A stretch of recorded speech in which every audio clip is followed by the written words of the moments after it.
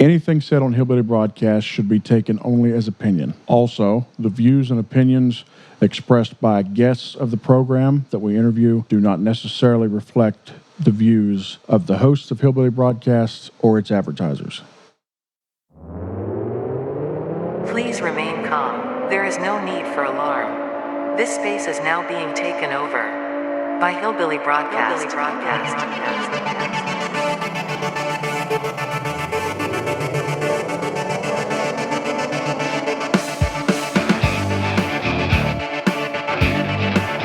So I was listening earlier, guys, to a podcast episode with a guy named Ian Carroll. Are you familiar? Ben, have you heard him? I listened to it today. Man, you talk about conspiracies. So there I am going down. This guy's talking all about JFK and all this stuff. I'm like, oh my Lord, it was all lies. It was all lies. Okay. And then as I'm listening, I pull up and I see they got a DUI checkpoint right up the road. And I'm like, I went too deep, like they're on to me. Yeah. But dude, that guy is, what's going on, Squeak? Hi, bud. That guy is, that was pretty interesting. He went into all the Epstein stuff and all that, things that are, I don't know. It's hard for me to figure out what to believe with a lot of that because there is so much, what do you want to call it? Misinformation, things that get spread. I don't know what Is this the same people that had that conversation that you were talking about? They get a little conspiracy theorist that gets a little like. Nah, this was a different guy. No, okay. This was about the Jews and everything. Well, I mean, we can take that out, but I mean, if you were what the Hodge twins? She's talking about the Hodge twins, man. I've been listening to them, and yeah. Boy, they say some stuff. Wow. Well, yeah, they don't have a filter, and they don't. I appreciate people like that. I do enjoy when they rag on Ben Shapiro, though. For some reason, there's a little rift there. I like a good old infighting. That's fun. Anyways. Well, Ben Shapiro, his primary loyalty is to Israel and probably the Israeli government. And, if you're an American, be an American. Well, one of my favorite things that they made a point about was that what was a Candace Owens show called like Uncancelable or something like that, or they had a billboard with her face on it that said uncancelable. And they canceled it. They literally. Oh no. Yeah. Anyways, tonight we got a special guest. Her name is Deb Blowers. Deb, you come from the CHM. You got some pretty significant ties to the CHM. You also come from the Allegheny outfit, which is what I came from. I think you're the first person, other than Glenn Asbury. I keep forgetting that Glenn was Allegheny. So you'd be the second person that we've ever had that came out of Allegheny. So first, why don't you give us, as much as you want to talk about your ties and stuff, maybe give us a little background. All right. Well, yeah, you're right. I was born and raised in the Allegheny Wesleyan Methodist Church. And I stayed with it until we left. And that's been about 17 years ago now. And I grew up at an Indian mission school in Montana, known as the Northwest Indian Bible School, NIBS. Mm-hmm. And I had a very happy childhood. There was a few years where we lived in Pennsylvania, but between Montana and Pennsylvania, we had my sister and brother and I. We basically lived outside. We really did have a happy childhood. It was very healthy, very active. My mom cooked and canned and grew a huge garden, and we ate, what they hunted and fished, and it was a really good life. We were lucky to have such a happy childhood. So as I tell my story, it's really important to me that I honor my parents because they're wonderful, precious people. Sure. And so that's always in the forefront of my mind. But, as an adult, we did come to some conclusions that were different than how we were raised. But we've always tried to maintain the relationship with my parents, and we've been very blessed with that. There's a lot of love in our family, so I'm very lucky. Yeah. That's one of the things, too. I think that it could be kind of hard to navigate, especially with people that have close family that are still in. It's, I don't have close. I mean, miss your mom and dad are still consider themselves CHM, but as far as, my mom left and all that. So I don't have to navigate those waters as much. You're right. And so it's easy for me to lose sight of that sometimes when it comes to, speaking our mind and stuff about the CHM. I see my parents as we're on the shore and they're not in the deep waters of it. They're more in the rocky area of it where they're still, their toes are still wet with it, but they can still be going through the hardships because when you're in the water, it's easier just to go with it. Like you're in the current, you don't think, you just do exactly what they tell you and just keep on going. Whereas if you are trying to be friendly to both sides, you have to go and step on all those rocks and slip and fall and do all and have the hardships of being on both sides. Does that make sense? Yeah, it does. The CHM, I firmly believe that there's good people in it. Really good people. Oh, for sure. Yeah. That's what made it so hard to leave, I think. It's just such an unfortunate system. Yeah. The system itself is just broken. Yeah. And when we were young, we didn't realize my world was very small. I was kept pretty secluded, we had family, but we lived far away from them. So we saw them a couple times a year. My grandparents actually are from West Virginia and we spent a lot of time there in the summers. Just a little bit south of Charleston. I have wonderful memories of West Virginia, spending time there with my grandma and grandpa. My other grandparents lived in Illinois. So we were sort of just, a family with our small world that revolved around us that was the church. And, that was pretty much it. And we didn't go to public school or anything. So we always went to our church's small private school. So my world was pretty small. And when you're young and you don't really know any different, it's all you know. So you don't really realize the bigger world that's out there. Absolutely. Yep. But they do pretty good job of indoctrinating you somehow or another. I don't really feel like I got a lot of harsh teaching at home, but it definitely came across through all the years of, camp and church and stuff like that. Yeah, absolutely. I agree with that. The harshness was never in the home. I knew nothing but love and patience and mercy. A lot of this stuff mom and dad never taught me, but I picked it up somewhere. Yeah, someone else. Someone else. Same, I don't exactly remember my parents ever saying any crazy stuff. I think we all just, I don't know, you grow up that way and it's just how you believe the world to be in reality. And then, as you get older, for me, I didn't really start getting out in the world until I went to college. And then that's when I would start to get to know people. And I had some really sweet friends that I became close to in college. And it's kind of funny because when I look back now, they're Christian girls and that's how we connected, I think. But they just accepted me for who I was and never made me feel like I was weird or anything like that. And I would always get the questions like, how long is your hair? Do you ever cut it? Or do you always wear a dress? And my answer to them would always be, or they would say, why? And I said, well, that's just how my church is, and I never really said, well, this is what I believe, or this is what the Bible says. It was always just, this is what my church says we have to do. And for some reason, I was okay with that for a lot of years, and until I finally wasn't okay. And I remember one time telling myself, I'm never going to blame the church again for why I do what I do. I'm going to figure out what I believe for myself. Yeah. Yeah.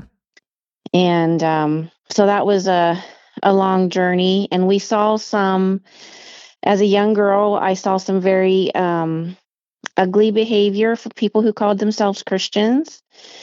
And I think at the time, we just thought that was just an unfortunate event. And we moved on. And at home, whatever went on between the adults, I never knew.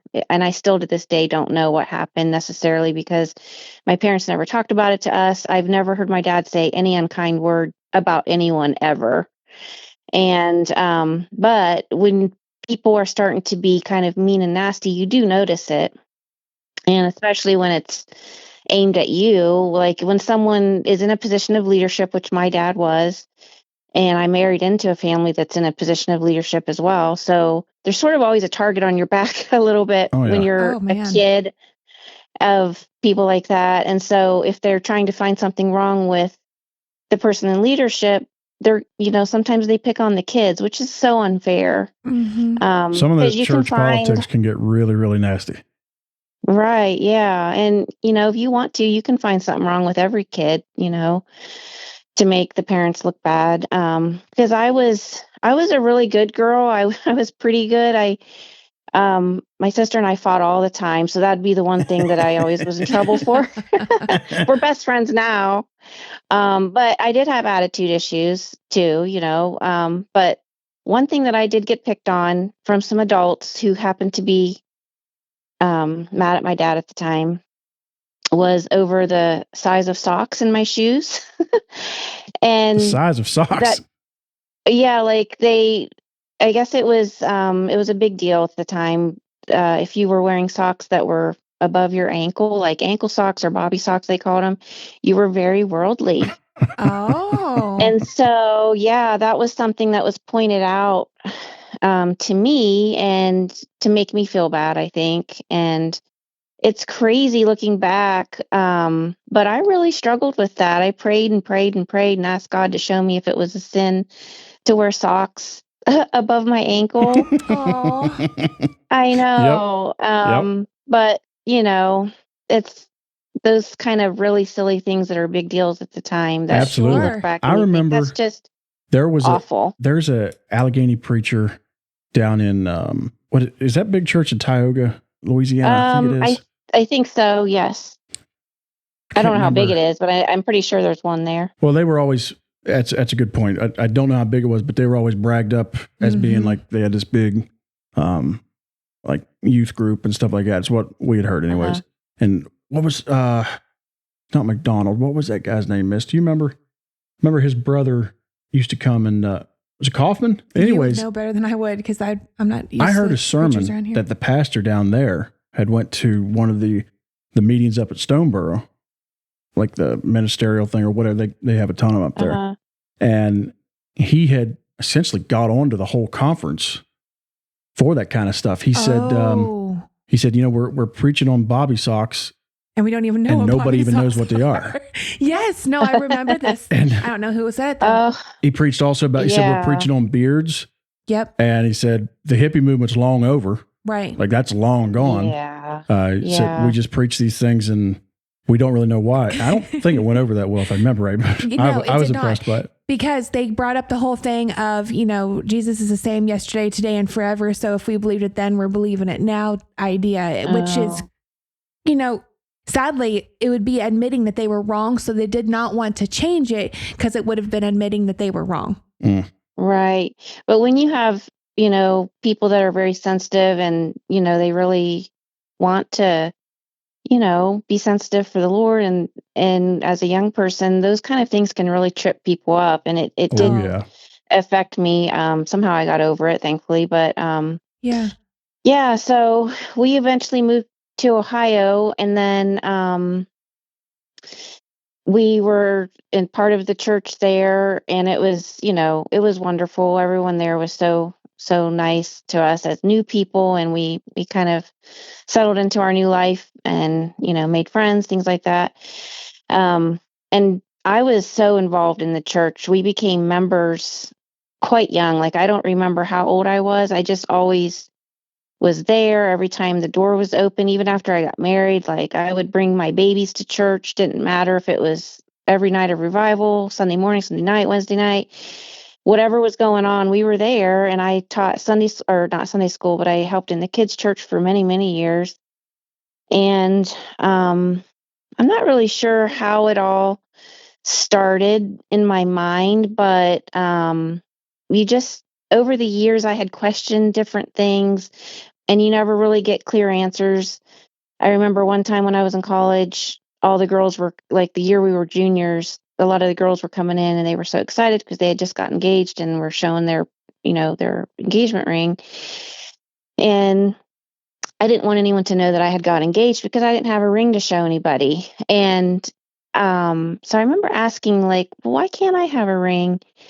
And instead, I had got a watch. And it seems so silly to me now, but, you know, I said, there's more gold and silver in my watch than my friends' rings that they just got. And I was told, you know, the answer was, well, the watch has a purpose. It tells time. I used to hear the same thing. Yep. I know, like, I just accepted that. It didn't really make sense to me. Like, if there's going to be a rule, you really want it to make sense logically. Right. But after a while, those kind of questions that I would have and didn't get good answers for started to really bother me. And I think part of it was because I was I never would have seen myself as someone to leave the church. I just never saw that in my future in a million years. But when I started to have my own kids, you start to realize I need to figure out what I believe, because I can't teach it to my kids if I don't believe it, if it doesn't make logical sense. Right. Sure. Right. And I remember my son was in kindergarten, and it was a very hot day, and he picked out a T-shirt, because at this point in time, we were starting to kind of break some of the rules. And we would wear T-shirts that weren't long sleeves, because we had to always wear long sleeves. No short sleeves were allowed. Yep. You were sliding on that slippery slope. Yeah, slippery slope. I was, yeah. But I said, Bud, you can't wear this shirt to school. You have to wear a long sleeve shirt. And he's like, but why, Mommy? It's hot. And I said, well, it's just the rules, you know. And I had also started to read some books. One of the two things that really impacted me, one was we had received some kind of a pamphlet or something at church from some kind of a group called Christian Martyrs, or something to that effect. So there was a picture of a Chinese couple.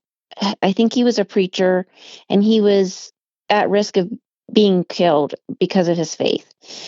And I remember looking at that picture, and he had a wedding ring on, and she had cut hair. And I remember just looking at that thinking, their life is not in danger because they're wearing jewelry or she cuts her hair. They're in danger because of their faith in Jesus. And it really made me think, would I die for Jesus? Like, do I even have a faith? You know, because for me, when I remember very clearly the day that I decided I would get saved for the final time, because I had gotten saved every time there was a revival. I'd go to the altar because I had done something bad.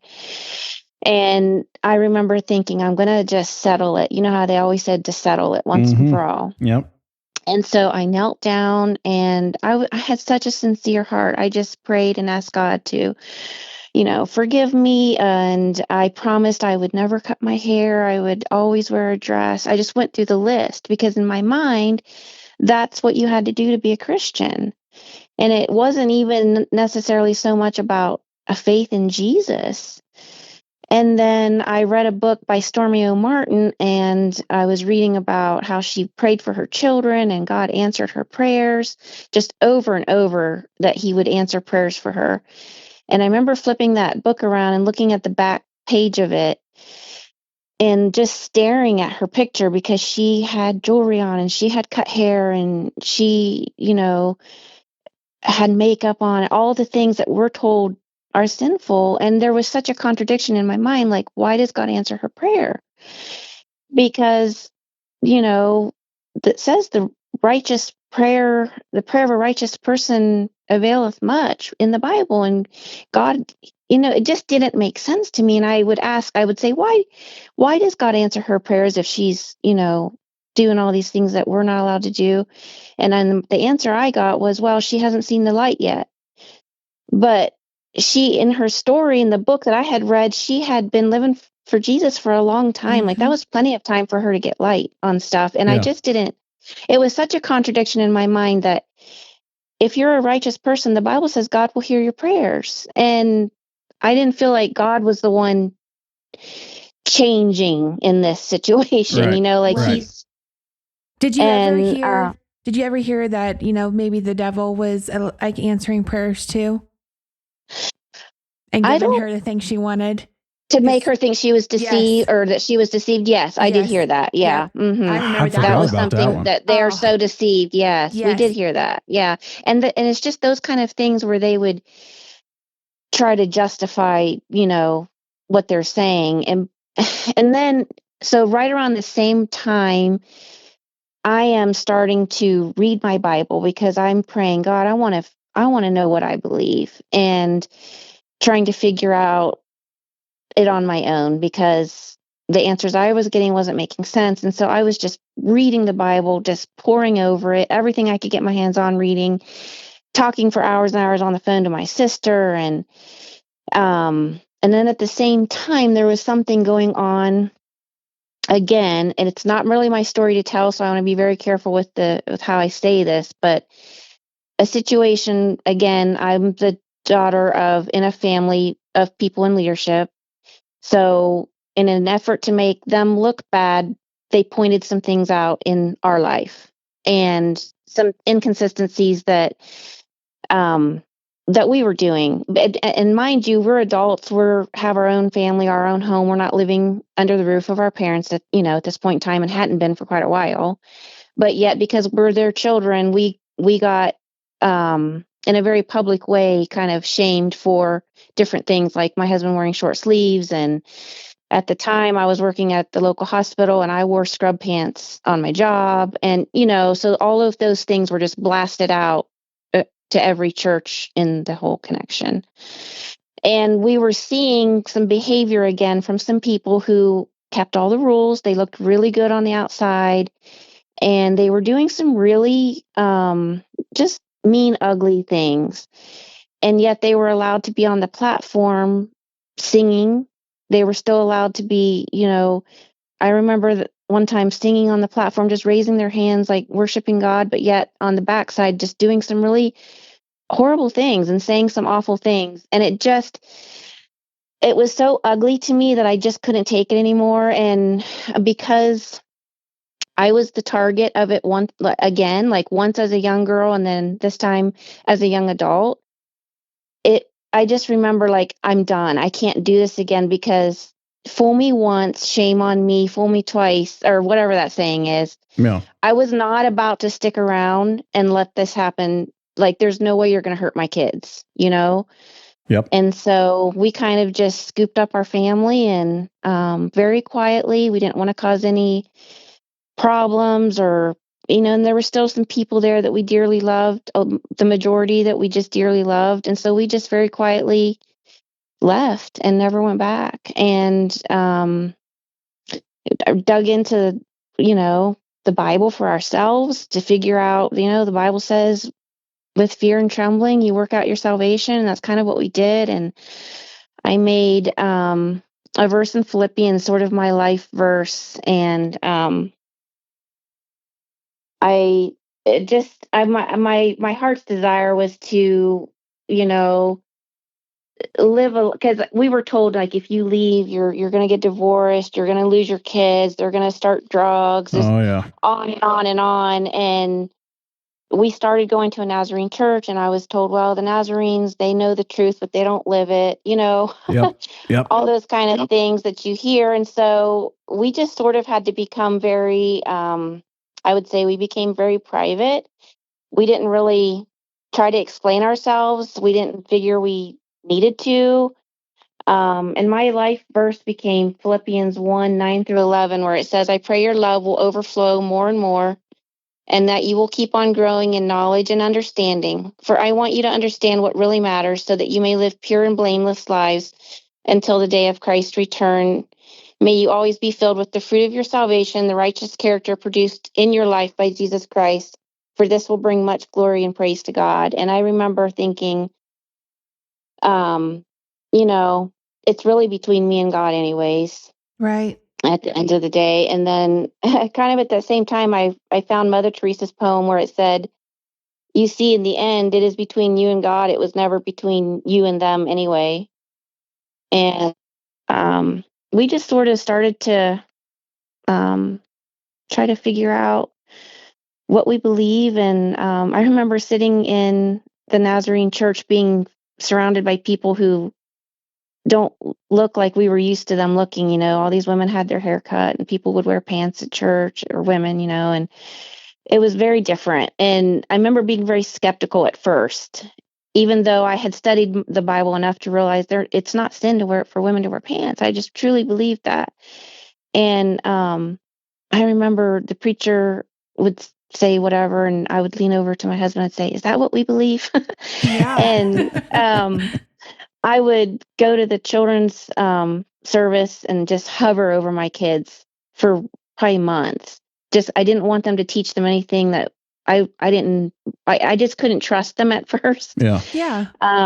But over the years, and it didn't take long, I got so convinced in my heart that, you know, if you're preaching from the Bible, if you're teaching from the Bible, how can you go wrong?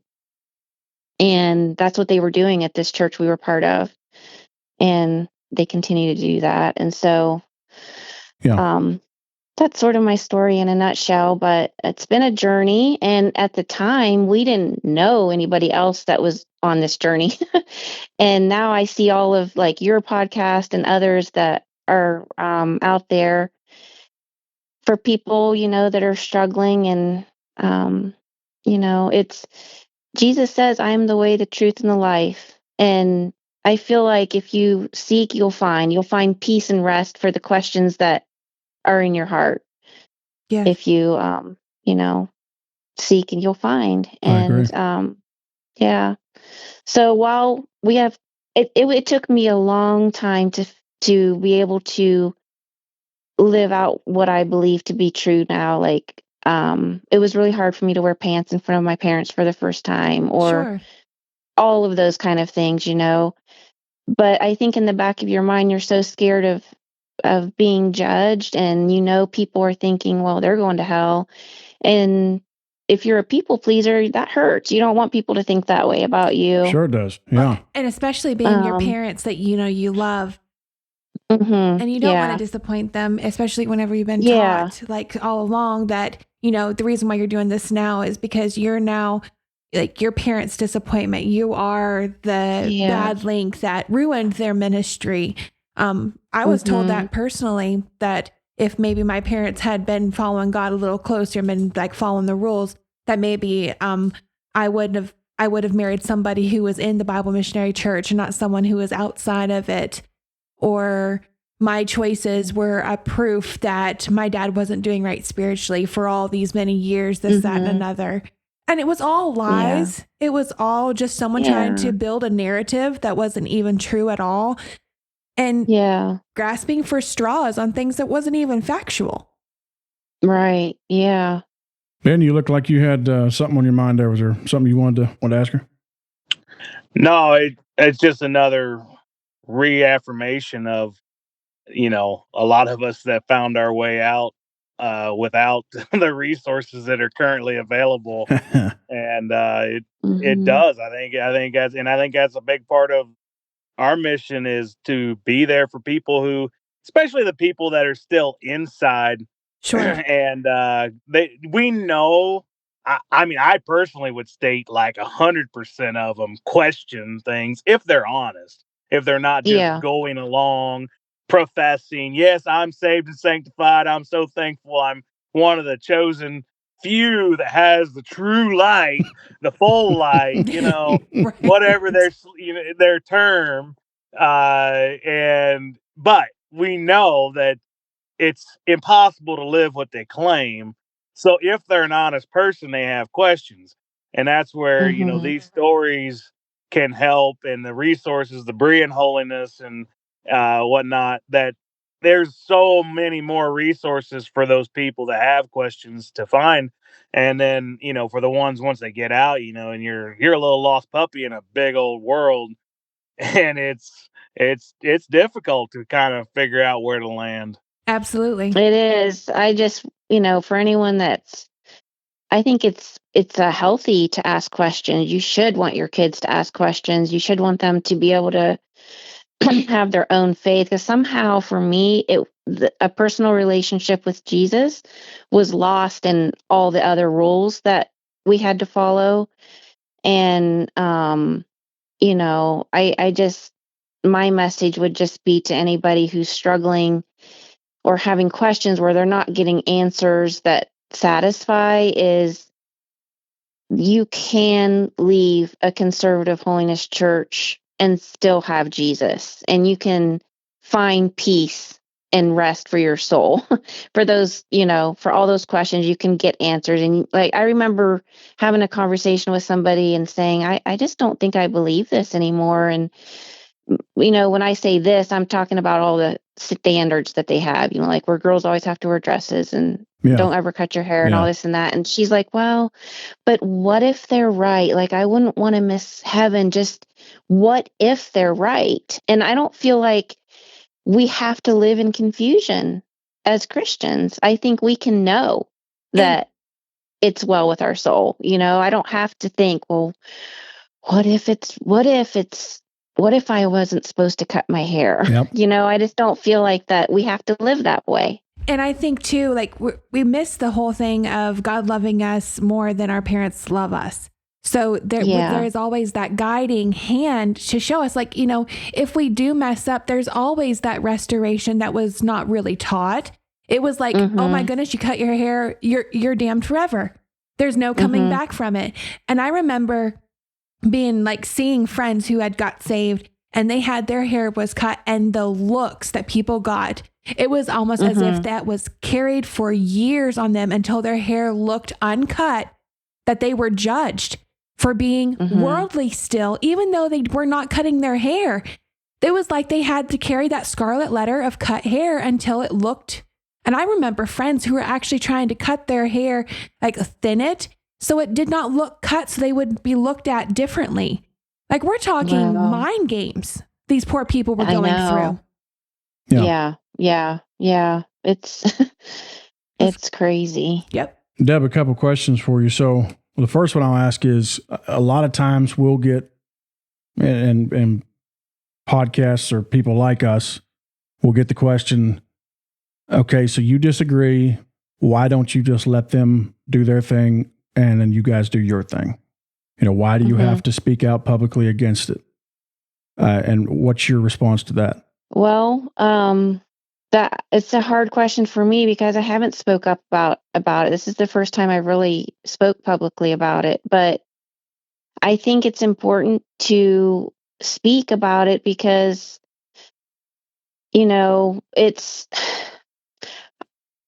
I just want people, I think it's really important for people to have their own faith. Like, you need to know what you believe, and you can't just say, well, my church says this or my church says that. And you have to be able to point to scripture to justify it. But that's kind of a gray area because we've had a lot of scriptures pointed to us that are, interpreted one way.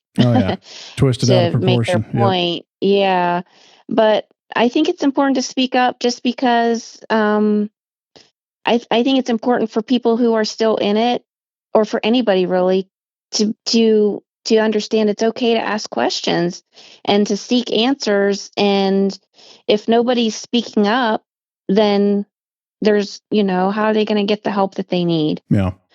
And I personally haven't seen like a lot of abuse and things like that. However, I think that the harm that the church does to people, and I experienced it twice, is so harmful and detrimental. Like, it's really only by the grace of God that I'm still in the church, a church at all. Yeah. Because I got such a bad taste in my mouth for it. And like I said, that's why we left. I didn't want anyone to be able to hurt my kids. So I don't know if that's a good answer, but yeah, it is. No, it is. I do like, because it says work out your own salvation with fear and trembling. And as leaders in a home, your husband, you had your kids, and the age of the child's brain is like fully developed. It said is at 5 years old. From the age of 5 though till 9, that is when they learn about who they are. And so it's very, very important because this is an atmosphere that you were able to protect your own child from, because it can, like the mental games, we go back to that because it really, is what it is. we have to protect our children from that, because just even now, there are certain things that I look at people and I just have to almost fix my brain. And I go back to a conversation that LaDonna was talking to me about. And she says, your son is a gift because you're able to protect him from those awful mind games that you go through every single day. Yeah. And it's something that, my kids will never have to experience, thankfully. But for me, there's just, it always sort of is for years, we tried to just forget and move on. But for me, it's been kind of healing to sort of hear other people tell their story, and for me to have a chance to talk about it. But one thing I told my kids, I said, you can't ever listen to a preacher or a youth pastor or anybody and just whatever they say, you can't just take it as the truth. You have to take it and put it up against what does the Bible say. Absolutely. And that's how you will know if it's what they're telling you is true or not, because that's how people get pulled into cults. And I feel like in some ways, I know this is really harsh to say, but some of the holiness groups are like cults. If they have such control over people where you're told how to dress and what you're allowed to do on Sunday and what you're not allowed to do. And just, they really overall a lot aspects of your life, there's control. It's a control factor. Absolutely. And the fear of hell. And if you do this, then if you leave or, whatever, it's just, there's fear there too, that they put in you to keep you to stay. Tons of it. And I just think it's a biblical thing to take whatever you hear from the pulpit or anywhere and put it up against God's word. And that's how you find if it's true or not. Absolutely right. I think to kind of pile on to Ben's point there, another good reason for people to, like yourself and for podcasts like ours to speak openly about this stuff is for, like you said, Ben, the people that are there being intellectually honest with themselves, having those questions and realizing I ain't lining up to what this is that they're preaching. So when you have these other viewpoints coming across, maybe we can kind of add a little bit of perspective to it and be like, hey, okay, so you're not crazy. You're not alone. You don't have some kind of spiritual flaw. There's other people that have walked this path as well. And maybe we can help them out a little bit. Nah, the flawed people are the ones claiming perfection. And to Deb's point about fear, they try to scare you of everything. Everything in the outside world is poison and dangerous. Everything. And that's why you need to be at church 13 times a week and in revival for 10 days in a row. I didn't know they've shortened their series of services up a little now. But, back in the day, camp meetings were at least 2 weeks or 17 days and revivals 10 days. And you better be there. That way there's no time for any of the outside world to rub off on you. Oh, we definitely need to have evening service. We're giving have that up evening service, that Wednesday night service. These people are so weak in their spiritual walk. I just barely made it to Wednesday to come back all the time. and get another dousing. Oh no! Yeah, I couldn't make it from one Sunday to the next. What a joke, man! Oh, it's crazy. It really is, and that whole Christian perfection thing too. That doesn't make any sense at all.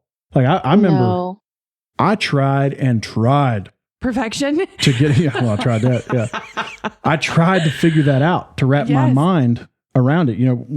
Deb, like you said earlier, never thought you'd ever leave. I was the same way. I mean, Absolutely. I was a true believer. I was all in, and I would think I had it, and then I'd hear something else. I don't think I got that. It's just. And then that Toby Keith song came on the radio and it sounded pretty good. Yeah, next thing I know, I like that. It's like, what's going on here? Well, sin nature hasn't been ripped out yet. Oh, you guys. Okay, so the funniest thing, I heard the song again. God is great, beer is good, and people are crazy. People are crazy. I remember a boy standing up. He loved that song so much, and he testified about it. Because he said, I remembered hearing that song and I loved it so much. It was so good. But then I remembered, that God is great. Yeah, that part's good. Beer is good. Well, I don't know about that. But, people are crazy. The boy still liked the song. And I felt so bad for him because he got judged. Oh, he got in trouble for that one. Yeah. Because he was actually like liking the song, but he was testifying about how, you know, he didn't like some of it, but some of it was good. He still got in trouble. That poor kid. Oh, Yeah. It was so sad. yeah. The whole idea of, you know, the second work of grace is really sets you up for failure. Yes, it does. Because you can't, I could never live that perfect life. And I remember praying to be sanctified. And I don't know what you guys heard when you were being preached at about sanctification, but we heard some crazy stuff. Oh, yeah. And obviously some that wasn't crazy, but I expected some really crazy feeling to come over me. Yep. Me and, too. you know, you're praying and you're like, what else do I surrender? Like, and I believe, and finally I just wanted it to stop. And so I just said, I believe, you know. Right. And I just let it go at that because I was just like, well, God's going to have to do what he says he's going to do because I have nothing else in me and no miraculous feeling washed over me. So I don't know. And it was always very mysterious to me.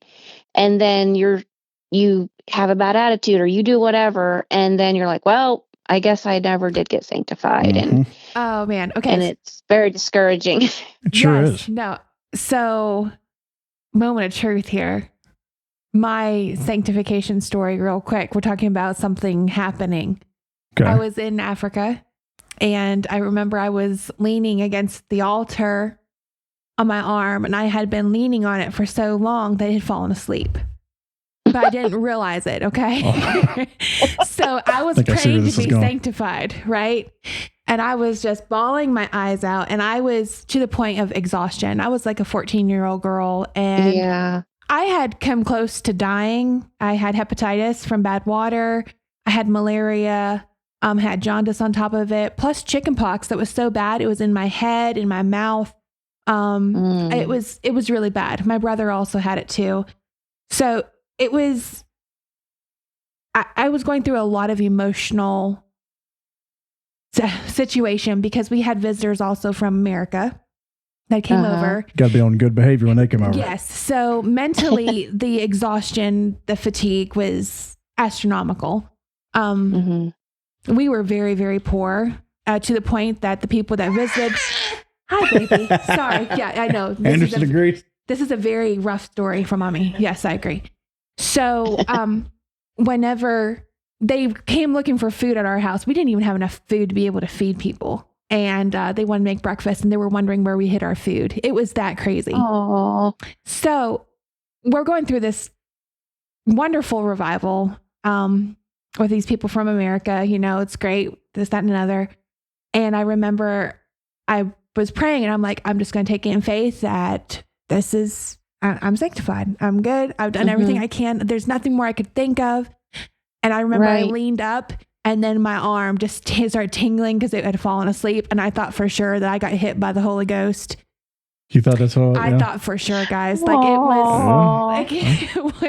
it was, I claimed it then and there.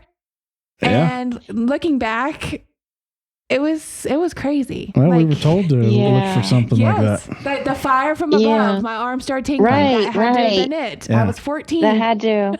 Yeah. Y'all realize we were so close to being Pentecostal, it wasn't even funny. Oh, absolutely. We were so close. Yeah. There was a lot of people that would jump around and. Oh, yeah. Yeah. Holler and I remember people trying to jump into heaven. They thought they could jump hard enough that they could jump into heaven. Beg, but you being serious? I'm serious. Absolutely.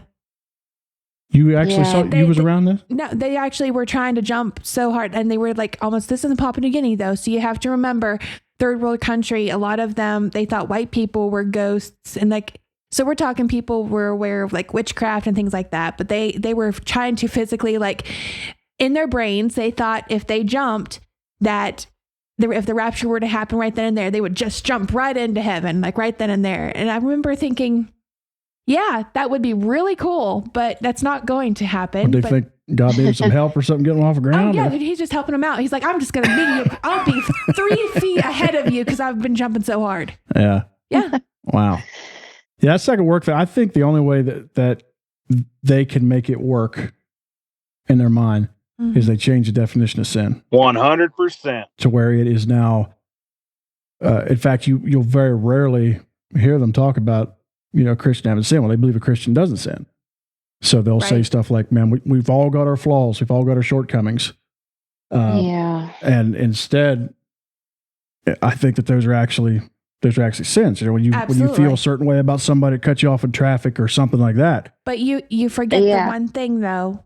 Once you get old enough in your spiritual walk, the devil doesn't tempt you anymore. You remember that big statement? Oh yeah. I forgot about that. That was Reverend Plank, if I remember right. Oh yes, he's so old. The devil don't even tempt him no more. I don't know how old you have to be. I think it's once you've passed your expiration date, but that doesn't really check out because some of these guys that's gotten caught doing some inappropriate things are pretty old. Yeah, they got some age to them. I think that's we can call that fake news. Yeah. If I'm not mistaken, David in the Bible still got himself a concubine when he was old and crippled and in bed. So I'm pretty sure you can still be tempted till your last dying breath. Yeah. Even if the body isn't willing, the mind is. Yes, the mind is still willing. Yeah, it's a crazy concept that you have the root of sin removed from you or your soul or whatever until you never have any temptations. I remember when we first, my husband and I made a decision to allow a TV in our house. I remember we were, like I said, we had started to break some of the rules, and we had a conversation. It was just like we had seen so many of our peers who you're just taught no. Everything was no. You can't do this. You can't do that. You can't do that. And then you get out as an adult on your own, and you just now the world's open to you, and you can't control anything. Some of them. Yeah. And I remember we were saying, I would rather learn how to control it and teach our kids how to control it. And I just wonder now, how is this being taught? Because everyone has basically a TV in their hand now. Yes. So I don't know. I just wonder about that. How that I don't think they teach it, Deb. I've had this same conversation with Ben, with Miss, with Kanan. Oh yeah. One of the fruits of the Spirit is self-control, right? Yes. Mm-hmm. We weren't taught that. We were just taught to stay completely away from something that could turn into a temptation. Yeah. Avoidance, yeah. Right. And the whole idea that, you're not going to be tempted, that's just baloney. Yes. It's baloney. Yes, it is. Yeah. It's not in the Bible, but moderation is in the Bible. Self-control is in the Bible. Yep. And that's but they don't have anything to do with self-control. It's either indulgence or prohibition. There's no moderation taught. You just, everything is poison and too big of an amount. Too little water, you die. Too much water, you die. Everything is, when too high of a dose, is poisoous. Yes. But except that's for them not Sunday what's taught. rolls. Them Sunday dinner rolls. What? We are going to be having a whole pan per person. We're definitely. Yeah, they got rolls on rolls on rolls. Yeah. I remember it being hard, especially looking back at it now, hard to really take the sermon serious when he was preaching about taking care of your body as a temple when the preacher was 350 pounds. I'm just being honest. Right. And while we're being it's a sin I've struggled with too. I'm overweight. Fighting with that. I think, and that's just, to me, that's an example of we've all got these sins that we got to work on. Yeah. And it's not to say that you just give place to sin, because you can't do that. You're absolutely not supposed to do that. That's what normally they accuse us of doing, but that's not the case at all. You gotta, it's a struggle till we get to the next life. But right. I know. I remember thinking how many times God must erase my name out of the Lamb's Book of Life, and then write it back in, and then erase it and write it back in. And then, a preacher that just retired in the church we go to, we learned to just really love and respect him. And he just all the time would preach about how the love of God, nothing can separate you from the love of God, neither height nor depth. I have come to believe that it has to be a willful disobedience. Sure, we're going to mess up a lot, and you learn to say you're sorry when you need to, and you just keep moving forward. Yeah. And I just don't believe anymore that God's standing over the Lamb's Book of Life with a pen, just ready to erase my name out with every little slip up. No. Like I don't feel like I have to go get saved again. Yep. Every time that there's any. I just feel like it's so the grace of God's grace. Like I cling to that every day. Yes. And for some reason, I missed that. If they taught it, I missed it, of his grace and his mercy and his love and how huge that is. And they made it seem so weak, Deb, in my opinion. It was like the grace of God had no power to it. It was all up to us to stay you in his had good to graces. work to earn it. Yeah. Right. Yeah. Pretty sure it says that our works are just filthy rags. Yeah. Yeah. Absolutely. I remember this is, a really good topic for a different podcast episode, but about people who have committed suicide and how they're instantly, they're damned forever. And like someone asked me, says, do you think if someone kills themselves, do they go instantly to hell? And that was a big, big conversation that I had with this person. And I told them, I said, I guess based on science, they say your brain is still alive for 7 minutes after you've I've heard died. something about that. Yeah. And that's 7 minutes. I almost wonder, does God show himself to people and offer one more chance? And I told this person, I was like, I think God is so merciful that he is right there begging you to make the choice. Even though you're considered dead, I think he's still offering mercy and a chance to people. Yeah. Mm-hmm. So that shows the mercy is so strong. There was two things that I've noticed that they really got wrong was the grace of God and the actual gospel itself. Like Deb, you mentioned earlier about how the things that you were telling God just so you could get resaved. Yeah. When that's not the gospel at all. That's not the gospel message, but that's what we were taught that it was. So they've really just screwed up those two things. And those are pretty important things. Yeah. Well, yeah. And it's very simple, really. Yes, it is. It's so simple that you have to believe. It doesn't say that there's anything that we have to do that can improve our status. You simply have to believe. And I think it has to be almost impossible, if not impossible, to lose your salvation, because he says he won't let you go out of his hand. Yeah. There has to be room to blaspheme God and say, I don't believe. But that's basically it. I mean, it's not a willy-nilly thing. And these people have no security in their salvation. They're so worried about, and you hear their testimonies and whatnot, or their comments. I just hope I make it to the end. You enter eternal life when you get saved. Yes. That's the last time you die. Your physical body will cease to exist at some point, but you never die again. That's it. Right. I get so sad when I hear that, I hope I can make it, or I hope, or maybe they're right, or, something like that. It's sad because it doesn't victorious life. It's not. No. I think sometimes we downplay too that as a parent, we love our child no matter what they've done. And I think that right there is lost. It is. Because God is just protecting us through everything and wanting to love us. And we just keep forgetting that and focusing on what we can do instead of thinking he loves me no matter what.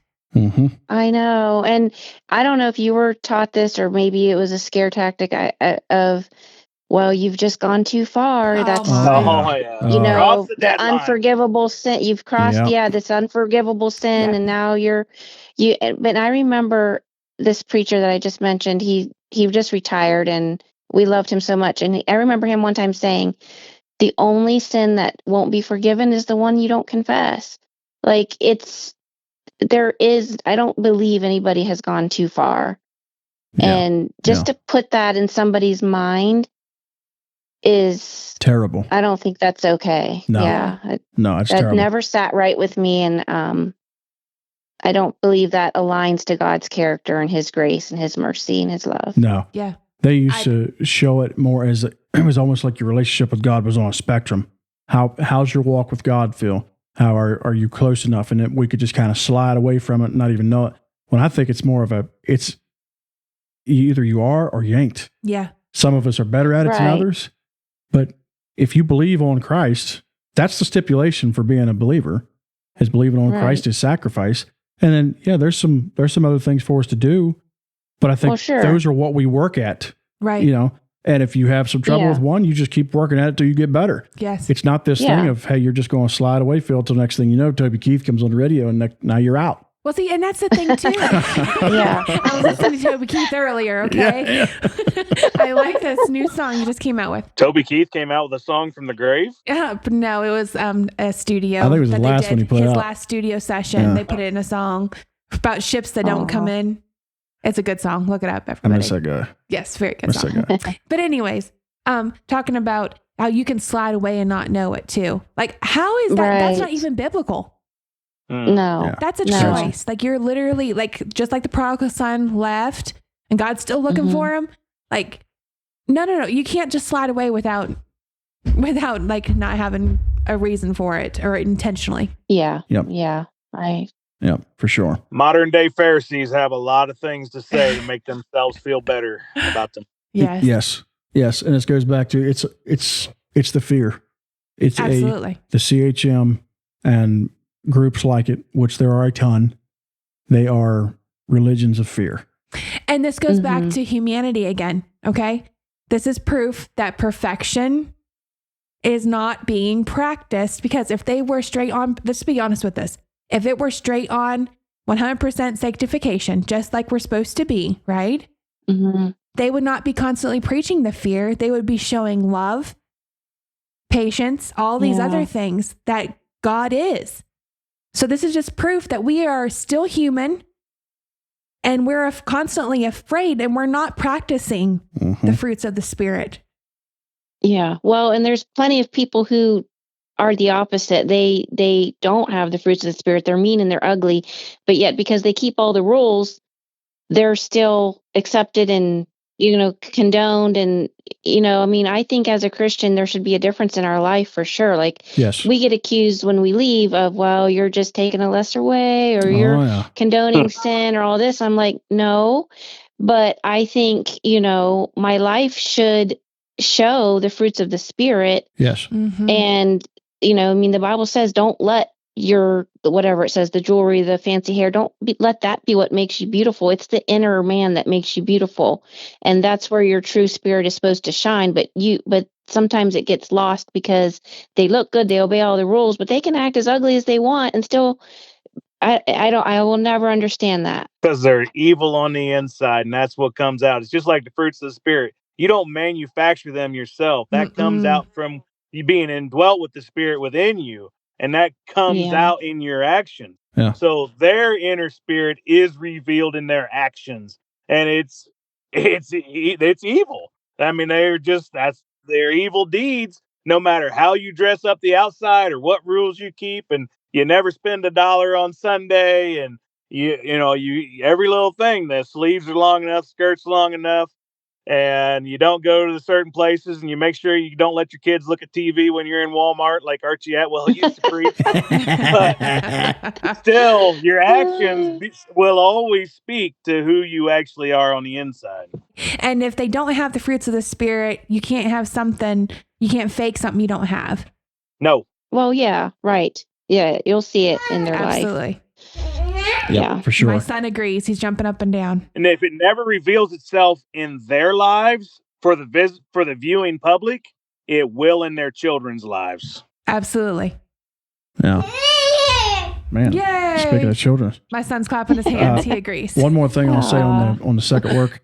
I'll name drop here. I was talking to Dan Downing, and Dan is a fantastic guy. I love Dan to death. And of course, he came through, Deb, I don't know if you're familiar with him. He came out of the CHM in the 90s. He had a very, very the name is familiar, but I don't know him. Yeah, so his dad was Millard Downing, who ran Camp Gilead for a long time. And so he had a very big CHM church and came out of it came to the same conclusions that we all have. But I remember talking to him about the whole second work thing. And he said, Phil, if it was possible for the actual sin nature to be taken out, then why would we even be tempted? If that nature, that bent towards sin is gone, why would we even feel temptation? Yes. You know, he really, he kind of helped me to put some of that more into focus. You just like him because of NASCAR. Oh, he loves NASCAR. I love him. Yeah, a couple of NASCAR fanatics, which was one of the things got him in trouble back in the day of the CHM. His liking NASCAR. Ben, do you have anything you want to add, buddy? No, I just appreciate Deb coming on and telling her story, and absolutely. I hope more people do, and I hope that it helps other people find courage to find their way out. God has not given us a spirit of fear, but of power and of love and a sound mind, I believe. I probably messed up the quote a little bit. That sounds about right. These people live in constant fear. And that's not that for the people with the full light. That's not exactly how it's supposed to work. Yeah. I feel like with about the CHM and those groups, I feel like with them, how they used to say about other people, but there is a better way. Absolutely. There's absolutely a better way. If that ain't working and you're having some trouble, there's definitely a better way out there. But, Deb, you got anything you want to add before we go? No, I'd just say I just hope anyone struggling knows it's okay to ask questions, and you can get peace and answers that satisfy. And you know, when I lay my head down at night on my bed, I can say it is well with my soul, because I know it is. And that brings me a lot of peace and a lot of comfort. And you can leave and still keep your peace and keep Jesus. And you can also maintain relationships with your family too. It is possible. In the end, it's between you and God.